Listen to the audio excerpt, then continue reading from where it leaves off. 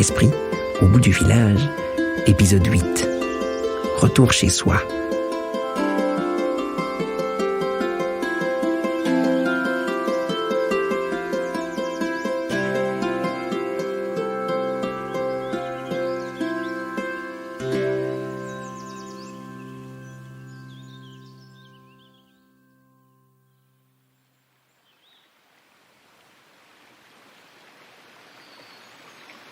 Au bout du village, passé la forêt et la forêt-rivière, au-delà de la vallée et après les montagnes, se trouve un bois.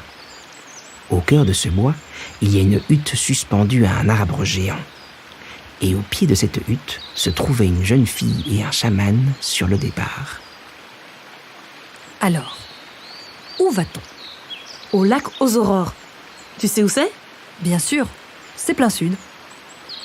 Alors, c'est là ton foyer ? Le lac aux Aurores ? Pas tout à fait. En fait, c'est à mon campement. Là où se trouvent mes amis, Nobu et mes petits poilus de Flat Lumière. Je sais pas exactement où c'est par rapport à ici, mais depuis le lac aux Aurores, je connais le chemin. Super. Eh bien, en avant alors. Ils se retournèrent. Sur la plateforme de la hutte, tous les esprits qui y vivaient s'étaient réunis pour leur dire au revoir. Au revoir. Au revoir. Bye bye. À la prochaine. Reviens quand tu veux. Adieu, Émilie. Salut tout le monde. Je reviens demain soir. Soyez sages, d'ici là. Salut les amis ! Conclut enfin Émilie en leur faisant de grands gestes. Ils vont me manquer. Se dit-elle alors qu'ils se mettaient à marcher. Tout à coup, elle fut prise d'un doute. Je suis super contente de retourner vivre avec Nobu et mes petits poilus. Mais si je quitte la hutte et que je suis triste, peut-être que c'est la hutte mon foyer en fait. Omu, tu crois que c'est possible d'avoir 2 foyers ? Il lui lança un regard profond qui la déstabilisa. Peut-être. Puis il se tut tout d'un coup. De toute évidence, il ne disait pas le fond de sa pensée.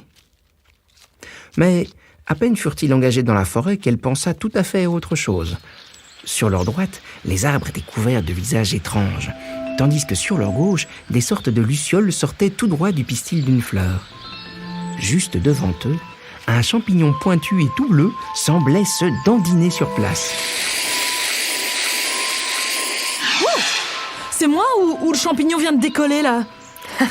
Oui, c'est ça. Ce sont des fusées. Quand elles arrivent à maturité, elles décollent jusqu'à une centaine de mètres, puis elles relâchent leur spore sur toute la région. On ne devrait pas tarder à se prendre une douche d'ailleurs. Au même moment, un genre d'oignon sur pattes leur passa entre les jambes en courant. On aurait dit qu'il faisait son jogging matinal. Il n'y a rien à faire. J'adore cet endroit. Mais Omu ne répondit pas et leur marche devint silencieuse.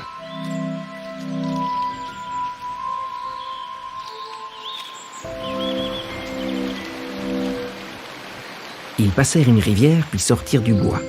Sur la droite, Émilie vit un volcan couvert de cendres. Elle y devina des sortes de boules de feu qui se pourchassaient comme des enfants qui jouent à touche-touche. Sur le coup de midi, ils atteignirent le sommet d'une colline. Devant eux s'étendait la forêt-rivière, cette grande forêt d'arbres dont les troncs étaient faits d'eau, au sommet duquel se trouvait un gros tas de mousse spongieuse. Émilie ne l'avait plus vue depuis le jour où elle avait rencontré Nobu. Vu d'en haut, c'est encore plus beau.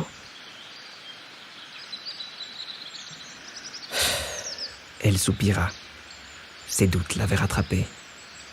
Je sens que ma place est auprès de mes amis, mais j'aime tellement découvrir le monde des esprits. Quand j'y repense, le tout premier que j'ai rencontré ne m'a même pas adressé un mot. Ce n'était pas vraiment un ami, je ne l'ai jamais revu. Et pourtant, c'est grâce à lui que je suis ici. Avant même que mes petits poilus et Nobu ne me fassent oublier ma peur, c'est lui. C'est juste le fait de l'avoir vu qui m'a convaincue d'aller plus loin. Pendant quelques secondes, son esprit sembla comme suspendu. Et puis, sans réfléchir, elle demanda spontanément. « Omu, tu penses que la route elle-même pourrait être mon foyer ? Je veux dire, le fait de voyager. » Il lui répondit d'un grand sourire encourageant. « Avec ceux que j'aime, bien sûr. Sans eux, c'est pas pareil. Ça n'a pas vraiment de sens. » Il la regarda quelques secondes. Cette fois, je pense que tu l'as vraiment trouvé, ton foyer. Et en effet, Émilie se sentait soulagée. C'était différent de l'explosion d'énergie qu'elle avait eue dans la hutte. C'était beaucoup plus calme. Elle se sentait forte, consolidée. Pour la première fois depuis qu'elle avait quitté son village, elle avait la sensation qu'elle savait où elle allait. Après une courte collation, ils se mirent à contourner la forêt-rivière. Leur cœur était plus léger que jamais. Tu sais, je suis vraiment content pour toi. Merci. J'ai vraiment de la... Hé, écoute. T'entends ça? C'est du hautbois. C'est nos bouts. Ils se mirent à courir dans la direction d'où provenait la musique. Ils couraient et couraient de plus en plus vite. Enfin, Émilie vit Nobu au pied d'un hautbois. Tous les flats de lumière étaient dans l'arbre. Ils caressaient les feuilles frénétiquement. Plus fort, les gars. Il faut qu'elle puisse nous entendre de l'autre bout de la forêt.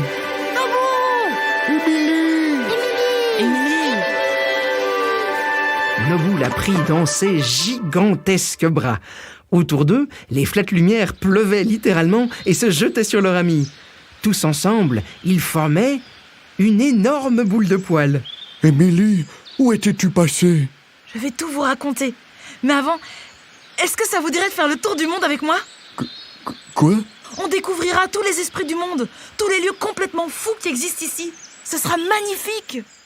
Il y eut une seconde de blanc, et puis tous les flats de lumière répondirent d'un coup. Ouais! Moi aussi, je viendrai avec vous. Génial, faut qu'on fête ça. J'ai pris quelques instruments avec moi. Je vous accompagne. Tous au campement.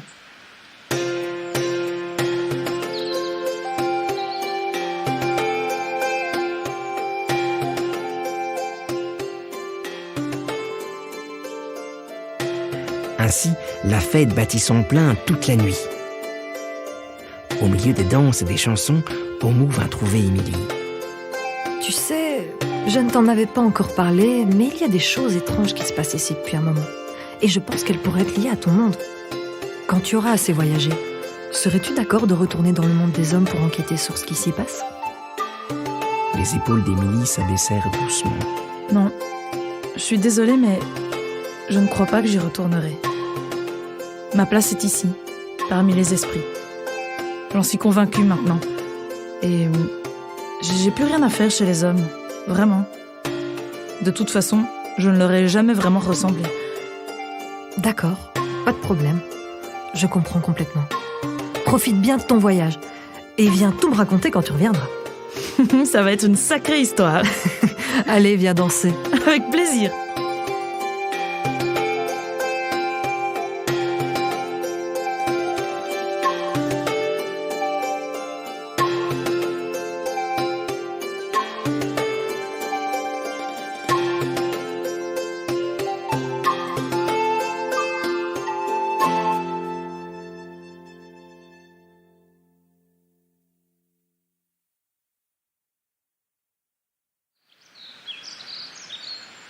Cette histoire n'est qu'une toute petite partie de l'univers d'Esprit Graines de Rêve.